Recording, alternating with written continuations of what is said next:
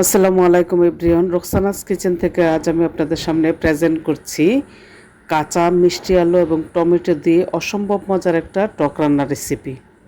অনেকেরই আমার কাছে রিকোয়েস্ট ছিল আমার এই চ্যানেলে এই রেসিপিটা দেওয়ার জন্য, তো আমি সবার কথা বিবেচনা করে রেসিপিটি প্রেজেন্ট করছি। তো ভিউয়ার্স, চলুন আপনাদের সাথে রেসিপিটা শেয়ার করে ফেলি। এখানে আমি মিষ্টি আলু কিনেছি, বড় বড় সাইজের মিষ্টি আলু এই সিজনে একদম অ্যাভেলেবেল পাওয়া যায়। আমি একটু বেশি পরিমাণে কিনেছি কারণ আমি ডিপে মিষ্টি আলু সংরক্ষণ করি অফ সিজনে টক রান্না করার জন্য। এখন আমি মিষ্টি আলুগুলো ছোট ছোট টুকরা করে কেটে রেখেছি ডিপ ফ্রিজে সংরক্ষণ করার জন্য। এই আলুগুলো কিন্তু কাঁচা অবস্থায় সংরক্ষণ করা যায়। তো আমি গত বছরও বেশ কিছু আলু এভাবে টুকরা টুকরা করে কেটে ডিপ ফ্রিজে সংরক্ষণ করেছিলাম। আপনাদেরকে সেই আলুটা দিয়ে আমি টক রান্না করে দেখাচ্ছি। তো টক রান্না করার জন্য এখানে আমি 3টি টমেটো নিয়েছি আর একটি কাঁচা আম নিয়েছি। এখন টমেটো এবং আমগুলো আমি কেটে নিব। এখানে আমি টমেটোগুলো 4 ফালি করে কেটে নিয়েছি। আর টক রান্না করার জন্য এখানে রুই মাছের 2 পিস নিয়েছি, আপনারা চাইলে বেশিও নিতে পারেন। আর আমগুলো আমি 8 পিস করে কেটে নিয়েছি। একটা হাঁড়িতে আমি 1.5 কাপ পরিমাণ নর্মাল পানি নিয়েছি, এর মধ্যে আমি টমেটো এবং আলুগুলো দিয়ে দিচ্ছি। প্রথমে আমি মশলা দিয়ে টমেটো এবং আলুগুলোকে খুব ভালো করে সেদ্ধ করে নেব। কাঁচা আমটা যদি আমি প্রথমে দিয়ে দিই তখন কিন্তু আলু এবং টমেটোগুলো ঠিকমতো সেদ্ধ হবে না।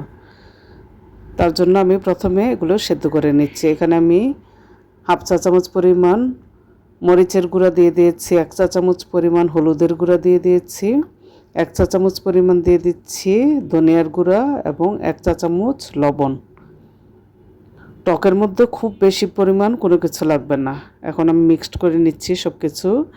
চুলায় বসিয়ে দিয়েছি, একটু নেড়ে চেড়ে মশলাগুলো মিক্সড করে নিয়েছি। এখন আমি ঢেকে এগুলো সেদ্ধ করে নেব। যতক্ষণ না পর্যন্ত সিদ্ধ হয় ততক্ষণ পর্যন্ত ঢেকে সিদ্ধ করে নিতে হবে।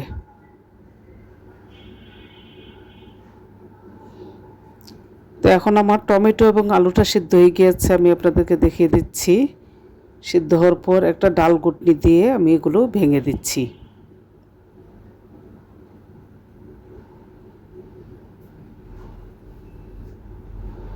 ডাল ঘুটনি দিয়ে আমি আলু এবং টমেটোগুলো ভেঙে নেওয়ার পর এর মধ্যে আমি কাঁচা আমটা যে টুকরো করে রেখেছিলাম সেটা দিয়ে দিচ্ছি। দিয়ে দিয়েছি মাছের টুকরোগুলো।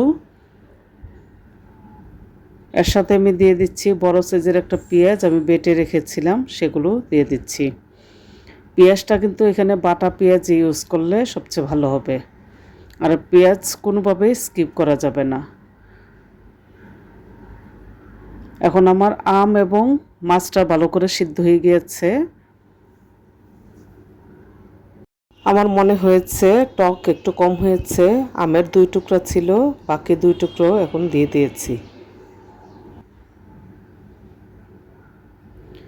আমি আরেকটা চুলায় গরম পানি করে রেখেছিলাম, সেই গরম পানিটা এখন টকের মধ্যে দিয়ে দিয়েছি। এখন হচ্ছে সেদ্ধ করার পালা। টক কিন্তু খুব ভালোভাবে সেদ্ধ না হলে টেস্ট ভালো হয় না। আবারও একটু নেড়ে চেড়ে দিচ্ছি।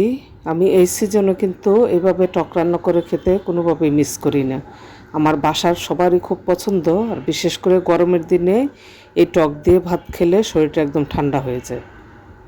মিষ্টি আলু দিয়ে টক রান্না করলে টকের টেস্টটা অনেক বেশি ভালো আসে, আর ঝোলটাও একটু গাঢ় গাঢ় হয়, খেতে অনেক ভালো লাগে। আমি যে টক রান্না করি এই টকের মধ্যে কিন্তু কোনোভাবেই তেল ইউজ করা হয় না, একদম সম্পূর্ণই তেল ছাড়া। আমরা অসুস্থ থাকলে অথবা অনেক সময় মনে হয় যে কী দিয়ে ভাত খেলে যেন একটু তৃপ্তি করে খেতে পারবো। তো এইভাবে টক রান্না করলে আপনারা খুবই তৃপ্তি সহকারে ভাত খেতে পারবেন। তো আমি এর মধ্যে ধনেপাতা দিয়ে দিয়েছি, দিয়ে একটু ধনেপাতা সিদ্ধ পর্যন্ত অপেক্ষা করছি। আমার বাসায় তো দাওয়াত থাকলে যে কোনো গেস্ট আসলে পোলাও মাংসের পাশাপাশি ভাতের সাথে এই টকটা চাই। আমি সবসময় এই টক রান্না করে থাকি।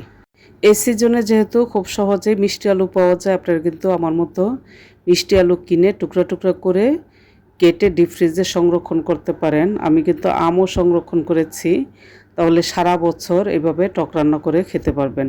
মিষ্টি আলু কিন্তু ডিপ ফ্রিজে সংরক্ষণের জন্য কোনো সেদ্ধ করা লাগবে না, কাঁচাই রেখে দিতে পারেন। তো আমার মিষ্টি আলু টমেটো দিয়ে টক রান্না করা শেষ, আমি আপনাদেরকে সার্ভ করে দেখাচ্ছি। টক রান্না করা খুবই ইজি এবং খেতে অসম্ভব মজা। তো ভিউয়ার্স, আমার রেসিপিটা ফলো করে আপনার বাসায় টক রান্না করে আমার কমেন্ট বক্সে জানাবেন কেমন হয়েছে। আল্লাহ হাফেজ।